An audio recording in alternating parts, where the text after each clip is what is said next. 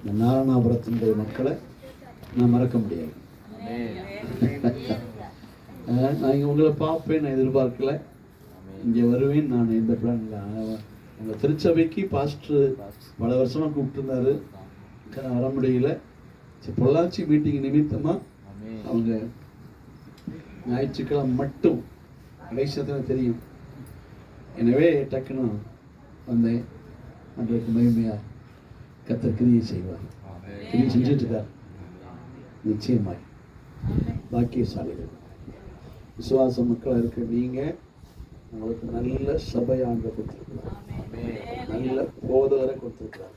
அதை மறக்கக்கூடாது. எந்த காரணத்தை முன்னிட்டும் சபையை விட்டுட்டோ கிறிஸ்துவ விட்டோ வேற சபைக்கு போகிறதோ வேற எங்கேயும் போகிறதோ அப்படி செய்யக்கூடாது. போகவே கூடாது. வீட்டில் இருக்க மனைவி புருஷனை விட்டுட்டு வெள்ளக்கம் போனால் என்ன அர்த்தம்?